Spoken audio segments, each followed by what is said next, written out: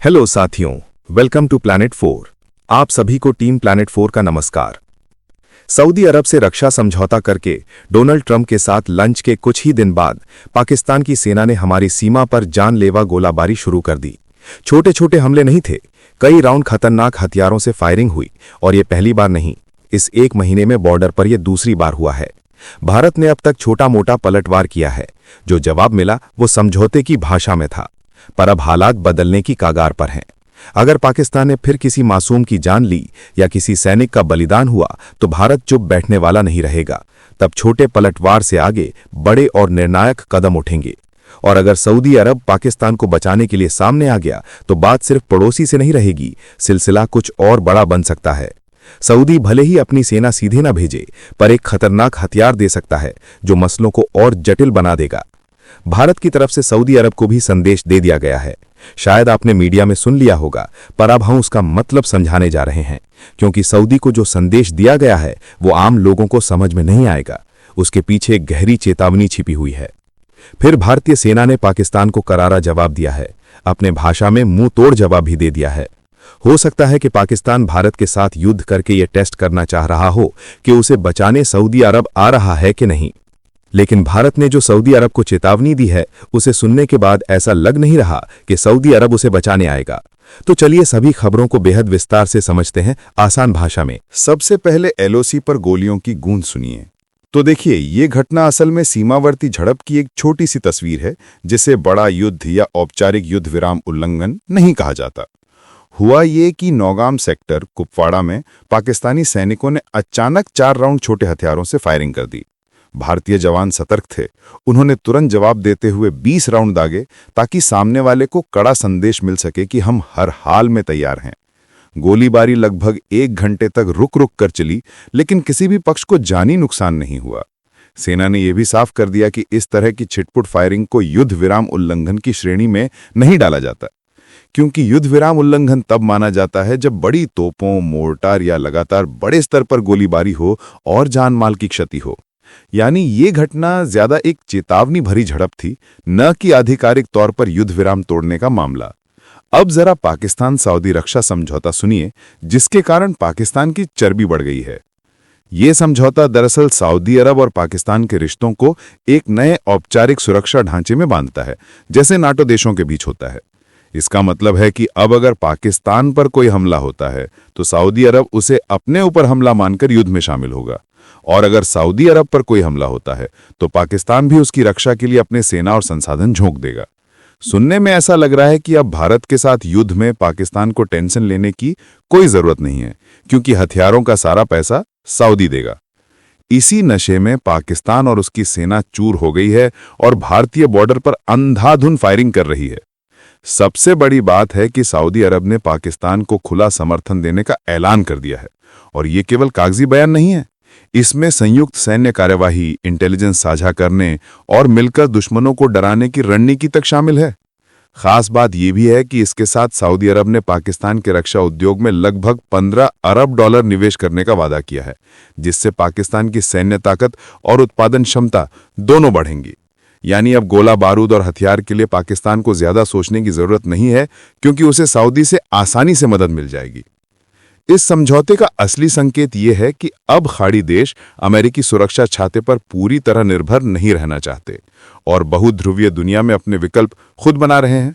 और यही कारण है कि पाकिस्तान की डिमांड बढ़ गई है और बॉर्डर पर उसकी गर्मी भी। इसने पाकिस्तान को पूरे अरब इस्लामिक जगत में एक अहम सुरक्षा गारंटर की छवि दे दी है और अरब इस्लामिक नाटो जैसे विचार को व्यावहारिक रूप से जमीन पर उतार दिया है। अब जरा हमले की टाइमिंग देखिए। तो देखिए, पाकिस्तान की ओर से नौगाम सेक्टर में की गई अचानक फायरिंग केवल एक सीमाई झड़प नहीं है, बल्कि ये लंबे समय से चल रही उसकी पुरानी रणनीति का हिस्सा है। जब दुबई में भारत और पाकिस्तान के बीच एशिया कप का बड़ा मैच होना था, उसी वक्त सीमा पर गोलियां चलना ये दिखाता है कि पाकिस्तान खेल और राजनीति दोनों मोर्चों पर माहौल गरमाना चाहता था। भारतीय सेना ने तुरंत जवाब देकर हालात काबू में किए और अपनी निगरानी और गश्त और मजबूत कर दी, ताकि कोई और खतरा न पैदा हो। इस तरह की घटनाएं भले ही युद्ध विराम उल्लंघन की औपचारिक श्रेणी में न आती हों, लेकिन इनसे तनाव बढ़ता है और दिखाता है कि सऊदी का समर्थन मिलते ही पाकिस्तान ओछी हरकतें कर रहा है। अब बात करें हाल के पैटर्न की, तो ये कोई पहली बार नहीं हुआ। कुछ हफ्ते पहले बालाकोट सेक्टर में सुबह तड़के 5:30 पर संदिग्ध घुसपैठ की कोशिश नाकाम की गई थी। भारतीय जवानों ने हलचल देखते ही फायरिंग की और पूरे इलाके की घेराबंदी कर दी थी। इससे साफ है कि पाकिस्तान बार बार सीमा पर छोटी छोटी हरकतें करके माहौल बिगाड़ने की कोशिश करता है। कभी घुसपैठ, कभी गोलीबारी, ये सब युद्ध विराम समझौते को कमजोर करने और तनाव को हवा देने के लिए किया जाता है। भारतीय सेना हर बार सतर्क रहकर इन चालों को नाकाम करती है, लेकिन इन घटनाओं से ये संदेश भी मिलता है कि सरहद पर हालात कभी पूरी तरह सामान्य नहीं होते और पाकिस्तान अपनी हरकतों से बाज नहीं आता। अब जरा समझिए कि अंग्रेजों ने पाकिस्तान का निर्माण क्यों किया था और अमेरिका उसे क्यों बचाता आया है। तो पाकिस्तान का अस्तित्व और उसकी भूमिका शुरुआत से ही बड़े देशों की रणनीतियों का हिस्सा रही है। अंग्रेजों ने भारत के बंटवारे के समय पाकिस्तान को एक तरह से इस मकसद से खड़ा किया कि ये भारत की प्रगति को रोकने और उसे हमेशा उलझाए रखने का औजार बने। बाद में अमेरिका ने पाकिस्तान को अपने प्यादे की तरह इस्तेमाल करना शुरू किया। जब जब अमेरिका को भारत पर दबाव बनाना होता या एशिया में अपने हितों की रक्षा करनी होती, वो पाकिस्तान के जरिए ये काम करवाता था। आतंकी हमले, सीमा पर तनाव या भारत विरोधी नीतियां, इनमें से कई बार पाकिस्तान अमेरिकी इशारों कर ही काम करता रहा है। यही नहीं, पाकिस्तान चीन के साथ भी हाथ मिला लेता है ताकि भारत को रोका जा सके।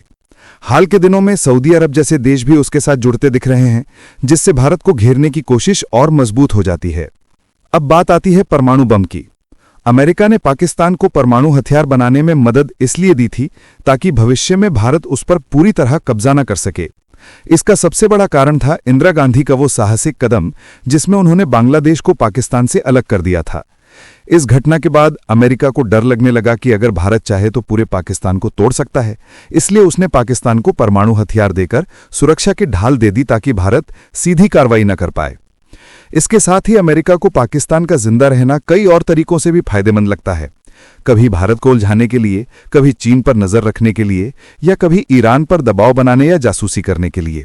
यही वजह है कि पाकिस्तान अमेरिका के लिए हमेशा एक कठपुतली की तरह रहा है, जो उसके इशारे पर दुनिया के मंच पर कोई भी खेल खेलने को तैयार हो जाता है। अब जरा भारत सऊदी रक्षा समझौते के कारण भारत के लिए खतरे की घंटी सुनिए और इसका असल मकसद जानिए।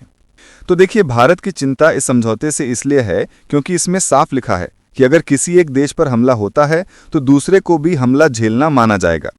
यानी अगर भविष्य में भारत और पाकिस्तान के बीच कोई सैन्य संघर्ष होता है तो तकनीकी तौर पर सऊदी अरब को भी पाकिस्तान की तरफ से युद्ध में उतरना पड़ेगा।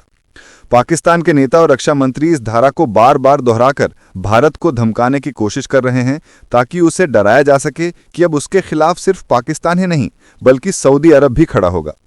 यही बिंदु भारत के लिए चिंता का कारण बनता है। लेकिन दूसरी ओर भू राजनीतिक जानकार मानते हैं कि असलियत इससे थोड़ी अलग है। सऊदी अरब का असली मकसद पाकिस्तान के साथ इस समझौते के जरिए अपनी सुरक्षा व्यवस्था को मजबूत करना है, खासकर इजराइल और ईरान से संभावित खतरे को देखते हुए। पाकिस्तान इस मौके का इस्तेमाल भारत के खिलाफ बयानबाजी के लिए कर रहा है, जबकि वास्तविकता ये है कि पिछले एक दशक में भारत और सऊदी अरब के बीच रिश्ते बहुत गहरे हो चुके हैं। ऊर्जा, व्यापार, निवेश और रणनीतिक साझेदारी ने दोनों देशों को एक दूसरे का अहम सहयोगी बना दिया है। आंकड़े और हालिया रुझान बताते हैं कि सऊदी अरब भारत के खिलाफ सीधे खड़ा नहीं होगा, बल्कि पाकिस्तान को सिर्फ एक सुरक्षा औजार की तरह इस्तेमाल कर रहा है। यानी कागज पर चाहे पाकिस्तान मजबूत दिखे, लेकिन जमीनी स्तर पर सऊदी अरब भारत से टकराव नहीं चाहेगा। अब जरा परमाणु छतरी का खेल और खतरनाक संकेत समझिए। तो भले ही समझौते में परमाणु हथियारों का नाम सीधे तौर पर न लिया गया हो, लेकिन असल खेल परमाणु सुरक्षा का ही दिखता है। पाकिस्तान के रक्षा मंत्री ने साफ कह दिया कि हमारे पास जो भी क्षमता है वो सऊदी अरब को देंगे, यानी इसमें परमाणु हथियार भी शामिल हो सकते हैं। इसका अर्थ ये निकाला जा रहा है कि पाकिस्तान भविष्य में अपने कुछ परमाणु हथियार सऊदी अरब की जमीन पर तैनात कर सकता है, या फिर सऊदी अरब को ऐसे क्रूज मिसाइल दे सकता है जिन पर परमाणु वारहेड लगाए जा सकें। यहां तक कि ये चर्चा भी चल रही है कि अमेरिका से मिले सऊदी एयरफोर्स के विमानों पर पाकिस्तान के परमाणु हथियार लगाए जा सकते हैं। इस पूरी रणनीति का असली मकसद सऊदी अरब को ईरान के खिलाफ एक मजबूत परमाणु छतरी देना है, ताकि वो क्षेत्रीय शक्ति संतुलन में खुद को सुरक्षित रख सके। और यही अमेरिका की चाल भी मानी जा रही है, ईरान को दबाव में रखने के लिए पाकिस्तान के परमाणु हथियारों का इस्तेमाल सऊदी के जरिए करवाना। अब जरा भारत के लिए चुनौती और संदेश सुन लीजिए। तो इस पूरे सौदे का भारत के लिए मतलब ये है कि पाकिस्तान अब अकेले नहीं बल्कि सऊदी अरब की आड़ लेकर अपनी ताकत दिखाने की कोशिश करेगा। हालांकि सऊदी अरब का भारत के साथ बहुत गहरा आर्थिक और रणनीतिक रिश्ता है, इसलिए वो खुलेआम पाकिस्तान का साथ नहीं देगा, लेकिन बैकडोर से मदद की संभावना को नजरअंदाज नहीं किया जा सकता, खासकर फंडिंग और हथियारों के मामले में, क्योंकि सऊदी अरब दुनिया का सबसे बड़ा अमेरिकी हथियार खरीदार है। अगर वो चाहे तो उन हथियारों का एक छोटा सा हिस्सा भी पाकिस्तान तक पहुंच सकता है, जो भारत के लिए गंभीर चुनौती बनेगा। यही पैटर्न पहले भी देखा गया है जब तुर्की ने ऑपरेशन सिंदूर के दौरान पाकिस्तान को हथियारों की सप्लाई करके उसकी मदद की थी। यानी सऊदी अरब सीधे अपनी सेना पाकिस्तान को नहीं देगा, लेकिन कूटनीतिक तौर पर पैसों के जरिए या फिर हथियारों की सप्लाई के जरिए वो पाकिस्तान को मजबूत बना सकता है। इस तरह पाकिस्तान भारत के खिलाफ किसी संघर्ष में लंबे समय तक टिक सकता है। हालांकि अंत में परिणाम भारत के ही पक्ष में होगा, इसमें कोई शक नहीं है, लेकिन भारत को यह साफ संदेश मिल चुका है कि उसे अपने पश्चिम एशिया के रिश्तों को और मजबूत करना होगा। भारत को यह सुनिश्चित करना होगा कि सऊदी अरब जैसे देश पाकिस्तान की चालों में फंसने के बजाय भारत के विकास और स्थिरता के साझेदार बने रहें। यही भारत की रणनीति को सफल बनाएगा और पाकिस्तान के मंसूबों को नाकाम। अब जरा पाकिस्तान की नापाक कोशिशें सुनिए। तो पाकिस्तान खुद को इस वक्त बहुत ताकतवर महसूस कर रहा है, क्योंकि उसे चार तरफ से बड़े सहयोगी मिले हुए हैं। तेल और पैसों के मामले में सऊदी अरब उसके साथ है, हथियार और फैक्ट्री की ताकत देने वाला चीन उसके साथ है, दुनिया का सबसे बड़ा सुपर पावर अमेरिका उसे इस्तेमाल करता है, और मुस्लिम दुनिया में खलीफा कहे जाने वाले नाटो देश तुर्की का भी समर्थन उसके पास है। इन चारों सहारों ने पाकिस्तान के भीतर झूठा आत्मविश्वास और अहंकार भर दिया है, जिसकी वजह से वो बार बार सीमा पर फायरिंग करके माहौल बिगाड़ने की कोशिश करता है। लेकिन असली तस्वीर यह है कि भारत की सेना हर बार उसकी इन चालों को नाकाम कर देती है। चाहे बालाकोट सेक्टर में घुसपैठ की कोशिश हो या नौगाम सेक्टर में अचानक गोलीबारी, भारतीय जवानों ने हर बार तगड़ा पलटवार किया है और साफ कर दिया है कि पाकिस्तान की कोई भी हरकत नजरअंदाज नहीं होगी और घुसपैठ या हमला कभी बर्दाश्त नहीं किया जाएगा। अब जरा भारत का संदेश सऊदी अरब के लिए सुन लीजिए। तो भारत ने साफ कहा है कि सऊदी अरब उसके लिए एक रणनीतिक पार्टनर है। इसका मतलब सिर्फ व्यापार या तेल खरीदने तक सीमित नहीं है, बल्कि इसमें सुरक्षा, नौसेना अभ्यास, सैन्य सहयोग और क्षेत्रीय स्थिरता भी शामिल है। विदेश मंत्रालय का संदेश यह था कि दोनों देशों के रिश्ते पिछले 10 सालों में बहुत गहरे हो चुके हैं और इन रिश्तों में आपसी हित और संवेदनशील मुद्दों का ख्याल रखना जरूरी है। यानी भारत ने यह साफ कर दिया कि अगर सऊदी अरब पाकिस्तान को मदद करता है तो उसे भारत की भावनाओं और हितों को भी ध्यान में रखना होगा। पाकिस्तान इस नए रक्षा समझौते को अपने हक में दिखाकर भारत पर दबाव बनाने की कोशिश कर रहा है। जैसे वो कह रहा है कि सऊदी उसके साथ है, लेकिन भारत की कूटनीति यहां और मजबूत है। भारत ने सार्वजनिक रूप से याद दिलाया कि उसके न सिर्फ सऊदी से बल्कि यूएई और कतर से भी बेहद गहरे रिश्ते हैं। हाल ही में प्रधानमंत्री मोदी ने कतर के अमीर से बात की और यूएई के विदेश मंत्री दिल्ली आए थे। भारत का संदेश साफ था कि पाकिस्तान चाहे जितनी कोशिश करे, सऊदी अरब खुलकर भारत के खिलाफ खड़ा नहीं हो सकता, क्योंकि भारत का वजन और प्रभाव कहीं ज्यादा है। असल में ये पूरा मामला पश्चिम एशिया की पॉलिटिक्स का है। पाकिस्तान इसे भारत विरोधी हथियार बनाना चाहता है, लेकिन भारत की आर्थिक ताकत, रणनीतिक महत्व और कूटनीतिक पहुंच इतनी मजबूत है कि सऊदी अरब को सोच समझकर कदम उठाना पड़ेगा। विदेश मंत्रालय के प्रवक्ता रणधीर जायसवाल का बयान इसी का इशारा था। भारत हर हाल में अपने राष्ट्रीय हितों और सुरक्षा की रक्षा करेगा। यानी संदेश यह है कि कोई भी अरब देश अगर पाकिस्तान की लाइन पर भारत को नुकसान पहुंचाने की कोशिश करेगा तो भारत उसके खिलाफ तुरंत कदम उठाएगा। भारत ने यह साफ कर दिया कि उसकी प्राथमिकता और वजूद को चुनौती देना आसान नहीं है। अब जरा भारतीय सेना का पाकिस्तान के लिए स्पष्ट संदेश सुन लीजिए। तो भारतीय सेना ने अब जो रुख अपनाया है वो सख्त और लक्षित है। सीमा पर किसी भी गोलीबारी या घुसपैठ की कोशिश का तत्काल और सटीक जवाब देने का निर्देश दिया गया है, ताकि दुश्मन को यह एहसास हो कि हर हरकत बेनतीजा रहेगी। मई की शुरुआत में पहलगाम हमले के जवाब में चलाया गया ऑपरेशन सिंदूर इसी नए रुख का उदाहरण था। ये बड़ी और लंबी कार्रवाई नहीं, बल्कि एक निर्धारित लक्ष्य को पूरा करने वाली सीमित मुहिम थी। 4 दिन में जो लक्ष्य तय थे वे पूरे कर लिए गए और उसके बाद अभियान रोका गया। यानी उद्देश्य आतंक और घुसपैठ की क्षमताओं को नष्ट करना था, न कि संघर्ष को अनंतकाल तक खींचना। इस तरह की कार्रवाई से ही दुश्मन पर दबाव बनता है और साथ में ये संदेश भी जाता है कि हम जबरदस्त कार्रवाई कर सकते हैं, पर इसे सोच समझकर नापतौल करी करते हैं। वायुसेना प्रमुख और कमान ने स्पष्ट कर दिया कि जब उद्देश्य हासिल हो जाए तो संघर्ष को बढ़ाना समझदारी नहीं, क्योंकि अनावश्यक वृद्धि से लागत और नुकसान बढ़ते हैं। इसलिए नीति दोहरी है, कठोर प्रत्युत्तर जहां जरूरी हो और संयम जहां रणनीतिक लाभ कम या जोखिम ज्यादा हो। इतने में नौगाम जैसी जगहों पर गोली चली तो जवाब हुआ, पर इसे युद्ध में बदलने की जरूरत नहीं समझी गई।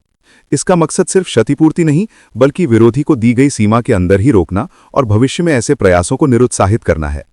कुल मिलाकर भारत का तौर तरीका स्पष्ट है, दृढ़ता से जवाब दें ताकि दुश्मन हिचके, पर नियंत्रण अपने हाथ में रखें ताकि मामूली घटनाओं से बड़ा युद्ध न उपजे। इस वीडियो में फिलहाल इतना ही, जल्द मिलते हैं एक और नई अपडेट के साथ। जाने से पहले वीडियो को लाइक करके चैनल को सब्सक्राइब कर लें। धन्यवाद।